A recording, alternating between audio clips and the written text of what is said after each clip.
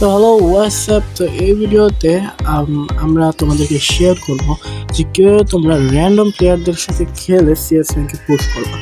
তো অনেক এরকম প্লেয়ার আছে যাদের টিমমেট বেশিরভাগ টাইমেই অফলাইন থাকে, তো তারা ইচ্ছাকৃত না হইলেও র্যান্ডম প্লেয়ারদের সাথে খেলা লাগে। তো আমি এবার বলবো যে কীভাবে তোমরা র্যান্ডম প্লেয়ারদের সাথে খেলে খুব সহজেই। তো তার আগে তোমরা দেখে নেবে যে তোমাদের সাথে যে প্লেয়ারগুলো পড়ছে ওরা কি প্রো প্লেয়ার নাকি বট প্লেয়ার।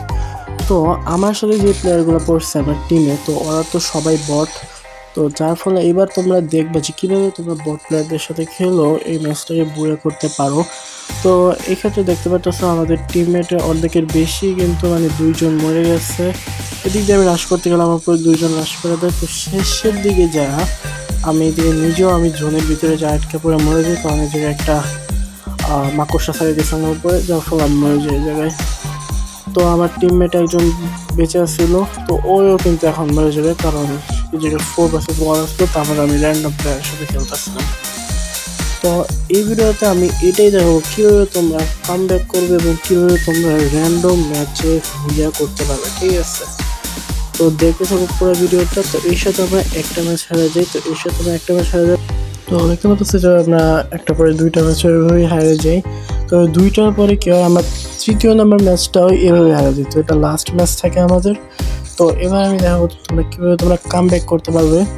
তো এই ভিডিওতে তো তোমরা কি করবা, তোমরা নিজেরা একটুখানি তোমরা তোমাদের প্লেয়ারদের সাথে না যাও, তোমরা উল্টা দিক দিয়ে অথবা পিছন দিয়ে ঘুরে যাবা। যার ফলে কী হবে, তোমরা পিছন দিয়ে যায় 2-3টা প্লেয়ারকে অবশ্যই তোমরা বাইরে ফেলাবা। যার ফলে তোমাদের প্লেয়ারদের মধ্যে একটা কনফিডেন্স এসে পড়বে যে না, আমরা এই ম্যাচটা জিততে পারবো। তো তখন কী হবে, ওরাও একটুখানি দম লাগায় খেলা শুরু করবে, ঠিক আছে? আর যদি ওরাও যদি বটের মধ্যে থাকে তাহলে এটা আলাদা বিষয়। তো দেখতে থাকো, আমি এই যে দিক দিয়ে যাইতেছি, আমি কিন্তু উল্টা দিক দিয়ে ঘুরে যেতেছি এখন, ঠিক আছে? তো আমি দিক দিয়ে এখন ঘুরে যাই। এবার কিন্তু আমি এই ম্যাচটাই কাম ব্যাক করবো, দেখো।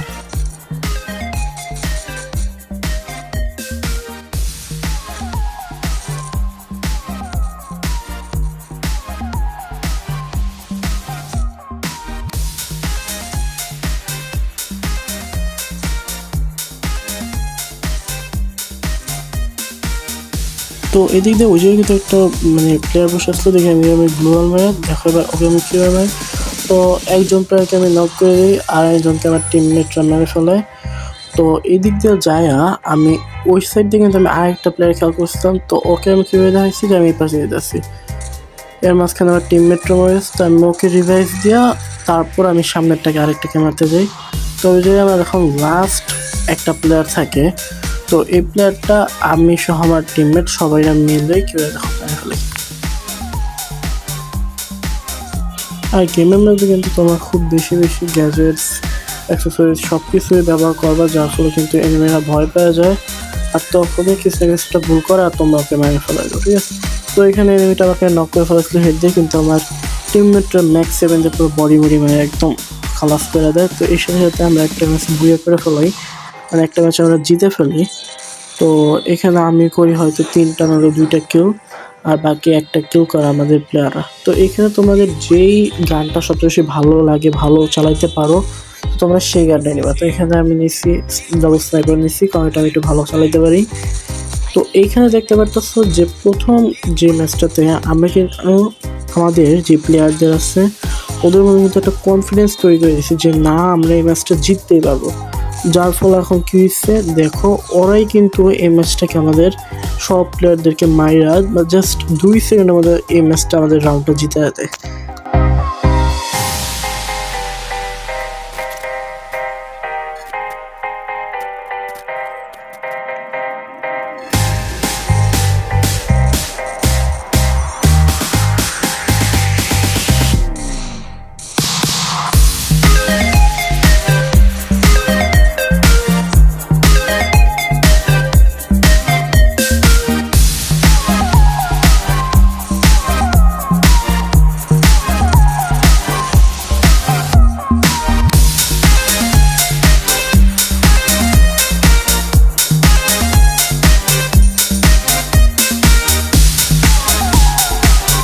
তো দেখতে পারতেছো যে আগের ম্যাচে কিন্তু আমরা আগের ম্যাচে কিন্তু আমরা রাউন্ডটা একটু বেশি জোর দিয়ে জিতে দিচ্ছি দেখে কিন্তু এই ম্যাচে আমাদের প্লেয়ারদের মধ্যে একটা কনফিডেন্স এসে পড়ছে, নাম নেই ম্যাচটা জিততে পারবোই, যার ফলে ওরা নিজেরাই কিন্তু একটা মানে রাউন্ড জিতে ফেলায় দেয়। তো যার ফলে এখন কিন্তু ওরা সবাই একটু মনোযোগ দিয়ে খেলা শুরু করছে। তো তোমরা একটু এই টাইমটায় ভালো মতো খেলবা, আর যদি তোমাদের প্লেয়াররা যদি এরকমভাবে না খেলে, যদি ওরাও যদি ওরকমই বদনামি করে, তাহলে ভাই কিছু করার নাই। তোমরা একটুখানি চেষ্টা করবা বুয়া টুয়া করার, আর তোমরা যদি একটু চেষ্টা করো, ওরা কিন্তু অটোমেটিক কিন্তু তোমাদেরকে করা শুরু করবে, ঠিক আছে? আর আরেকটা কথা যেটা, সেটা হলো তোমার ম্যাচের শুরু মানে ম্যাচের সময় অবশ্যই তোমাদের মাইকটা অফ মানে অন রাখবা। কারণ মাইকটা অন রেখে যদি তোমরা তোমাদের প্লেয়ারদেরকে যদি বুঝা দাও যে এইভাবে করো, ওই দিকে যাও, আমি দিক থেকে তোমাকে কাভার দিতেছি, তুমি ওই দিক থেকে যা মারো, রাশ করো, তাহলে এভাবে কিন্তু যদি তোমরা করো, তাহলে কিন্তু তোমাদের ম্যাচটা কিন্তু বইয়া করার সম্ভাবনা আরও বেশি হয়ে যাবে র্যান্ডম প্লেয়ারের সাথে তোমরা যদি খেলো, ঠিক আছে?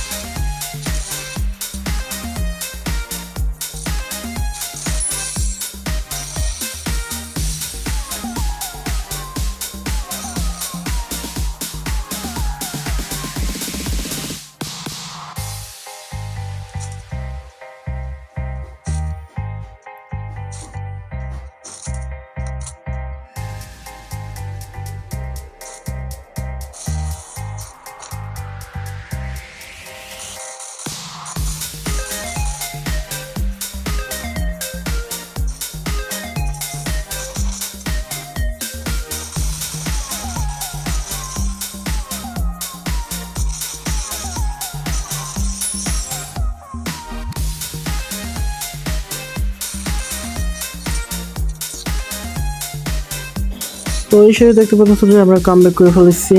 আমরা তো তিনটে করে 3 টিম হয়ে গেছে, 3 vs 3 মানে কামব্যাক করে ফেলেছি আমরা।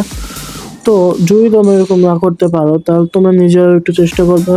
তো এখানে দেখতে পাচ্ছ, এখানে কিন্তু সবচেয়ে বেশি মানে কিল কিন্তু আমি করছি, যার ফলে কিন্তু আমাদের প্লেয়ারদের মধ্যে একটা কনফিডেন্স এসে পড়ছে না আমরা জিততে পারবো, যার ফলে কিন্তু এই ম্যাচটা আমাদের কামব্যাক করা পসিবল হয়েছে, ঠিক আছে?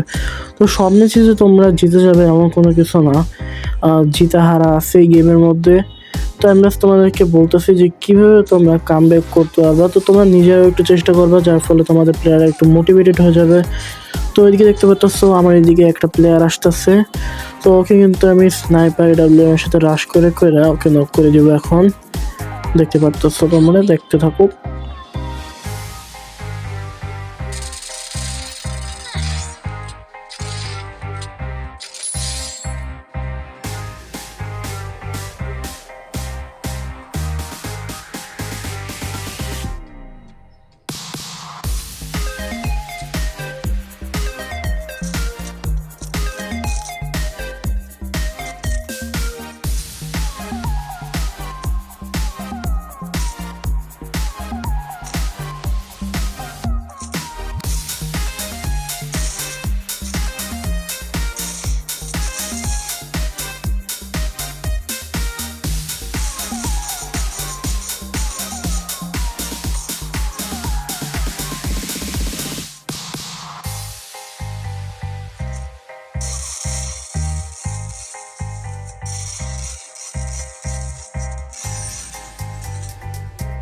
তো এর সাথে এইভাবে কিন্তু আমরা এই ম্যাচটা জিতে ফেলাই। আমাদের প্লেয়াররা অনেক ভালো খেলছিল।